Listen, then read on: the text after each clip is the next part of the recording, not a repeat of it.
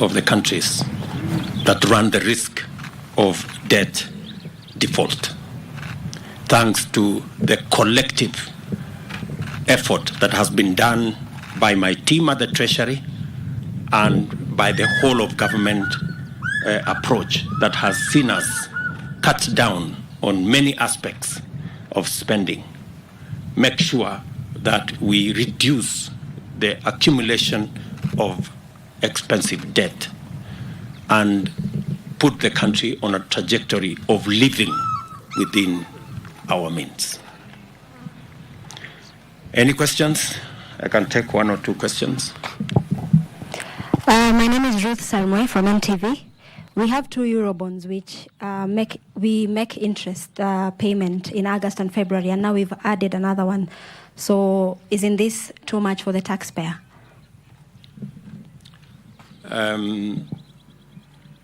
I don't think you contextualized the question you have asked, because what we have done today is historic. What we have done is to smoothen. We've changed the whole trajectory on how we are going to manage our debt portfolio. There will never come a time when we will be expected to pay a bullet 2 billion again. And it is because of our strategy and because of our understanding of the market that will give us the opportunity now to ensure that we manage our debt in a manner that doesn't put the country at a place where default becomes a possibility. And as I have told you, we have managed to get the country out of that situation where it was a candidate for default. Kenya is no longer in that category. My name is Stephen Leto from Citizen TV. What is the ripple effect of the step that you've taken, especially to the lowering the cost of living?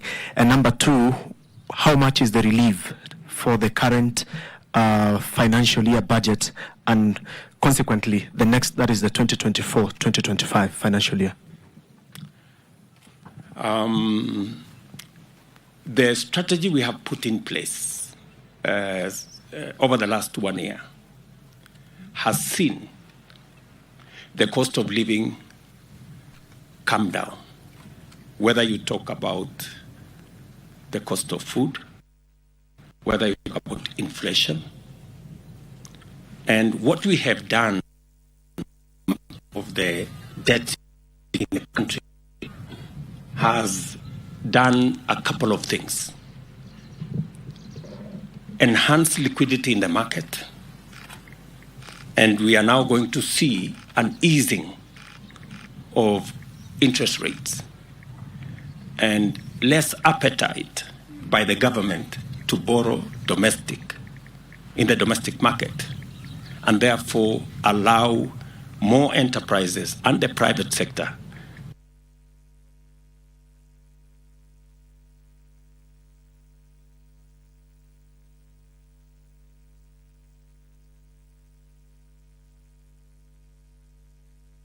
of our economy. Secondly, the interventions we have made have been deliberate.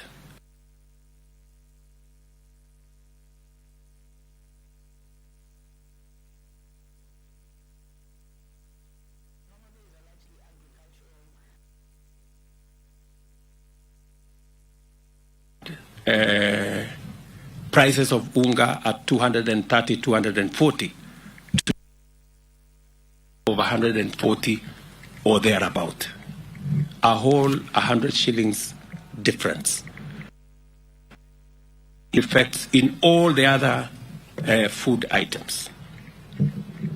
We have also made the deliberate intention to deal with imports. Today we import 500 billion every year of food items in the country, from sugar to wheat to rice to maize to edible oils. The discussion we are having in the meeting you see going on here is on the relevant value chains to align again our budget this year, as we did last year, to make sure that the gains we made last year in bringing down the cost of food by enhancing productivity and enhancing supply of food items continues. We now have a clearer plan on sunflower, on cotton, on palm oil,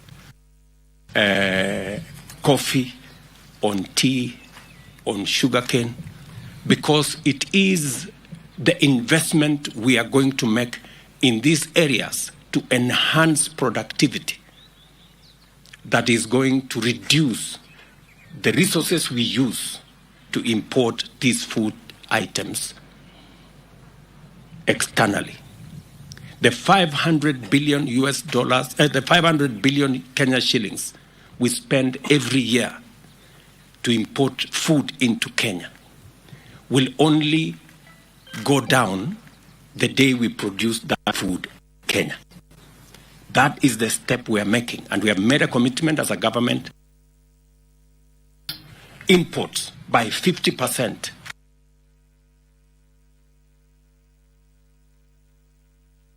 So that in 10 years, we will not be importing edible oil, we will not be importing sugar, we will not be importing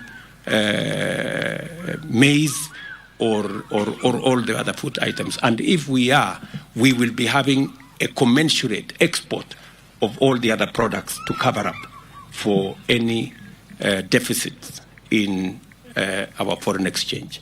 So we are having a whole of government approach in tackling the challenges that face our country. And it is that collective effort that you see us spend 3 days here to align our legislature so that they understand why we will be going to them with a certain budget structured in a certain way, because we have goals that we need to achieve, both as a government, but as a country as well. One more. George Kieru from NTV, just a quick one. Kenya has received tenders worth 1.43 billion. Are you going to use all this amount for the buyback? I have already told you that the amount we actually received as in our Eurobond is not 1.4. It is actually $6 billion, $6 billion.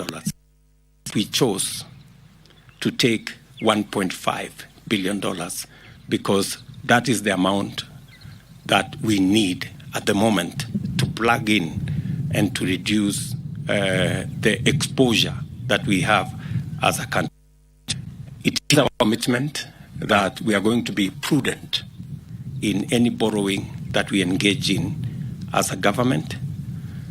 And our overall strategy is to reduce our debt stock, enhance our local revenue raising measures, and to reduce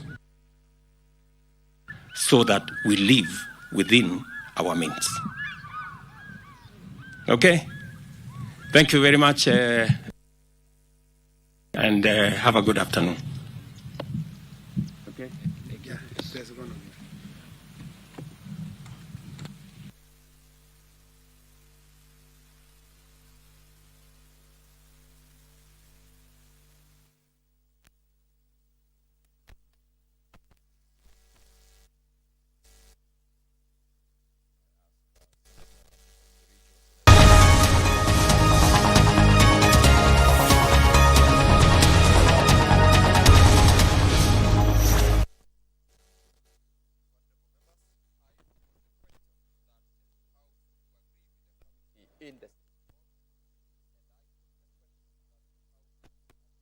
with the committee in the said report.